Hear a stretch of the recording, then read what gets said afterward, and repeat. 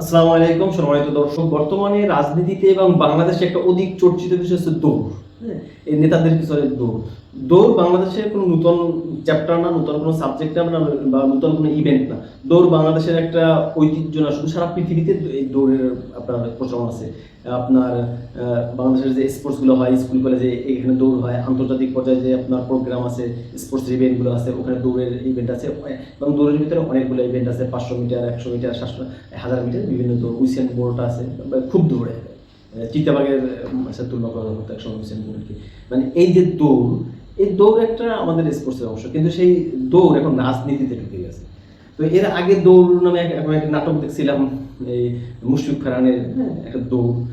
তো দৌড়ের সাথে আমরা খুব পরিচিত, কিন্তু বর্তমান যে দৌড়, এই দৌড়টার সাথে পলিটিক্যাল দৌড়। এই পলিটিক্যাল দৌড় বাংলাদেশেও পলিটিক্যাল দৌড়টাও খুব নতুন না। এর আগে যাত্রাবাড়ির ঢাকা 4 আসনের সাংসদ ছিলেন ওই সালাউদ্দিন আহমেদ বিএনপি, ওনাকে দৌড় সালাউদ্দিন করে সবাই চিনত। এই দৌড়টা এখন মাননীয় প্রধানমন্ত্রী তারেক রহমানের প্রোগ্রামের সাথে ওতপ্রোতভাবে জড়িয়ে গেছে এই দৌড়। উনি যেখানেই যায়, ওনার গাড়ি যেখানে যায় ওইখানে এই দৌড় প্রতিযোগিতা লেগে থাকে। তো এই দৌড়টা প্রথম শুরু করছে যে আপনার যুবদল নেতা রবিউল ইসলাম নয়ন, উনি শুরু করে। এরপর সেকেন্ড ম্যান হিসেবে এটা প্র্যাকটিস করে ছাত্রদলের সেন্ট্রাল সভাপতি রাকিবুল ইসলাম রাকি। এরপর সেকেন্ড নাসির হোসেন দৌড়েছে। এখন আবার আবিদুল ইসলাম খান উনি দৌড়ে। ভাই এই দৌড়টা কি? এই যে নোয়াখালীতে যে আপনার প্রোগ্রাম মাননীয় প্রধানমন্ত্রী তারেক রহমান, ওইখানে আবার প্রতিমন্ত্রী ইচ্ছা হোসেনকে দেখলাম দৌড়েতে। এই দৌড়টা আসলে কি ভাই? এটা রাজনীতির সাথে আপনার এত ওতপ্রোতভাবে জড়াই ফেলেন। এই যে আপনারা যে দৌড়ান, এই দৌড়ানিটা কোনো রাজনীতি না। এই দৌড়ানিটা আপনার ওই প্রোগ্রামের কোনো অংশ না। এই দৌড়ানিটা আপনার সিকিউরিটির কোনো অংশ না। আর রাজনীতির কোনো পার্ট তো অবশ্যই না। তারপর আপনারা কেন না? দেখুন, প্রত্যেকটা জিনিস একটা মার্জিন আছে, ওই মার্জিনটা না থামতে হবে। সমাজবিজ্ঞানে একটা কথা আছে, সোশ্যালাইজেশনটা কি? যে মানুষ যা দেখে এর থেকে শিখে, বা যা ফিল করে এই ফিল করার থেকে শিখে। কিভাবে শিখে? অবুঝ অবস্থায় শিখে। এটা একটা এক্সাম্পল আছে, জাস্ট এইরকম একটা বহু এক্সাম্পলটা, যে কোনো সন্তান ছোট বাচ্চার সামনে বাবা শেভ হচ্ছে, তো ওই বাচ্চাও বাবাকে অনুকরণ করে নিজে নিজে শেভ হইতেছে। তো এইটা দেখে যখন বড়রা হাসাহাসি করে, তখন এই বাচ্চা বা এই শিশু আপনি এই কাজটা করতে আরো ইন্সপিরেশন পায়, তখন সে আরো বেশি এই কাজটা করতে থাকে। বা একটা বাচ্চা ধরেন একটা কথা উচ্চারণ করতে গেলে আপনার প্রনাউন্সিয়েশন একটা ভুল হয়, বা বাচ্চারা যেভাবে আদো আদো ভাবে কথা বলে, এই আদো আদো ভাবে কথা বলে না, বড়রা হাসে, আবার বলে বাবা আরেকবার বলো, বাবা আরেকবার বলো, ও কিন্তু তখন ইন্সপিরেশন হয়। তখন কিন্তু বারবার এই কথাটা, এই কাজটাও করে বা এই কথাটাও বলে, বলেও একটা মজা হয়। তো আমার মনে হচ্ছে বর্তমানে দৌড়টা ওই পর্যায়ে পৌঁছে গেছে। রবিউল ইসলাম রহমান প্রথমবার উনি দৌড়েছেন, ঠিক আছে, মানে আবেগে উত্তেজনা উনি করে ফেলেছেন। এবারে রাকিব একবার করছে, ঠিক আছে করছে, কিন্তু আপনারা যেভাবে দৌড়ে একেবারে মানে পার্ট অফ পলিটিক্স করে ফেলছেন ভাই, এটা তো মারাত্মক বিষয়। এখন আপনাদের কাছ থেকে কি শিখবে? এখন তো দেখবেন, আপনি নিশ্চিত থাকেন, এখন আমাদের মাননীয় প্রধানমন্ত্রী বা বিএনপির যে সেকেন্ড ম্যান যদিও মির্জা ফখরুল ইসলাম হওয়ার কথা, কিন্তু আমরা সবাই জানি যে এখন সেকেন্ড ম্যান হচ্ছে সালাউদ্দিন আহমেদ, বা এই ধরনের জেলা সভাপতি বা জেলার এমপি যে যেখানে যাবে, আপনি দেখবেন ছাত্র দলের নেতারা শুধু দৌড়াবে। এবং এই দৌড় দেখবেন, এবং এই দৌড়ে একটা প্রতিযোগিতা লেগে যাবে যে কার চেয়ে কে বেশি দৌড়াতে পারে, কে আগে দৌড়ে দিতে পারে, বা কে খুব স্মার্টলি দৌড়াতে পারে। এইগুলো কি কোনো কথা? এগুলি কোনো রাজনীতি?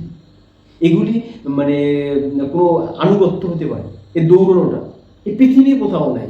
এটা আপনারা কিভাবে আবিষ্কার করলেন যে এই দৌড়ানিটা? দয়া করে আপনাদের দৌড়ানিটা একটু থামা। মানুষ আপনাদেরকে দেখে শিখবে, আপনাদের পরিবার আপনাদের দেখে কি শিখবে? দৌড়ানি শিখবে। একজন প্রধানমন্ত্রী, সেটা যে দেশের প্রধানমন্ত্রী হোক, তিনি যত ভালো হোক অথবা যত খারাপ হোক, যত প্রশংসিত হোক বা যত সমালোচিত হোক, তার কিন্তু একটা নির্দিষ্ট সংখ্যক ভক্তবৃন্দ থাকে।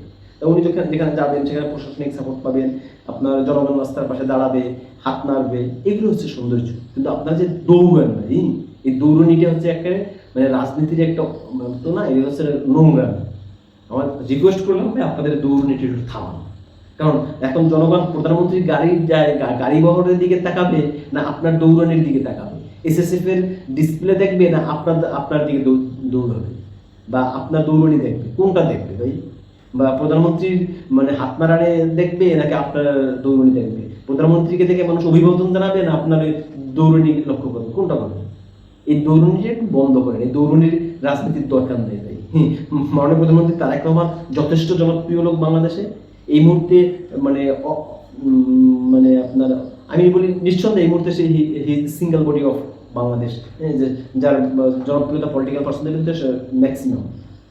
আপনার দৌড়নি দিয়ে আপনার এই জিনিসটা করে আপনাকে তার জনপ্রিয়তা, তার তার সিকিউরিটি, এগুলো আপনার করা হবে না।